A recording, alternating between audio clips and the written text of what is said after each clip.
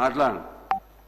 గౌరవనీయులు బీసీ సంక్షేమ శాఖ మంత్రివర్యులు, నా మిత్రుడు, మా జిల్లా శాసనసభ్యులు పొన్నం ప్రభాకర్ గారు ప్రవేశపెట్టినటువంటి ఈ బిల్లుకు బీఆర్ఎస్ పార్టీ సంపూర్ణమైన మద్దతును తెలియజేస్తుంది.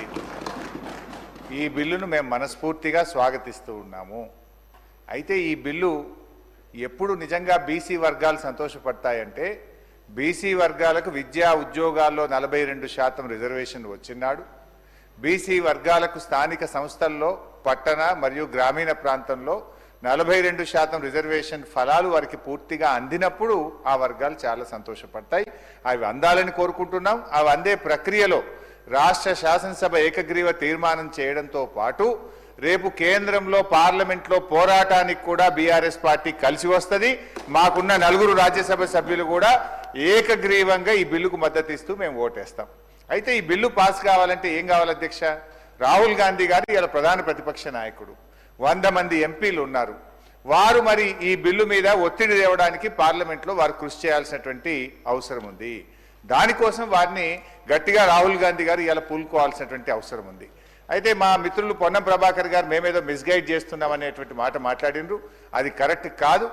ఈ బిల్లు విషయంలో రాష్ట్ర శాసనసభలో గతంలో కేసీఆర్ గారు ఉన్నప్పుడు కూడా అధ్యక్ష, మేము మార్కెట్ కమిటీ చైర్మన్లలో, డైరెక్టర్లలో బీసీలకు 50% రిజర్వేషన్ తెచ్చింది బీఆర్ఎస్ పార్టీ.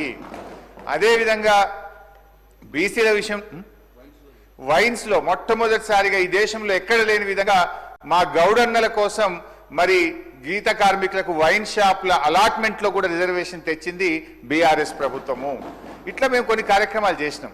అయితే మేమేమంటున్నామంటే, ఈ బిల్లులో ఒక 2 విషయాలు మీ చేతిలో ఉన్నది. ఇది దీంట్లో కేంద్రం పర్మిషన్ అవసరం లేదు, ఢిల్లీ అనుమతి కోసం వేచి చూడాల్సిన అవసరం లేదు.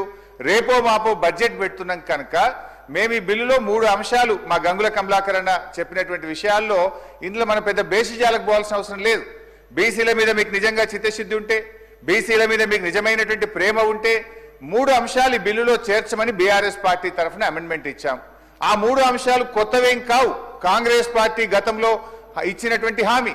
అందులో మొట్టమొదటిది గౌరవనీయులు గంగుల గారు చెప్పినట్టు 42% ప్రభుత్వ కాంట్రాక్ట్లలో బీసీలకు రిజర్వేషన్ చేస్తూ ఈ బిల్లులో చేర్చండి.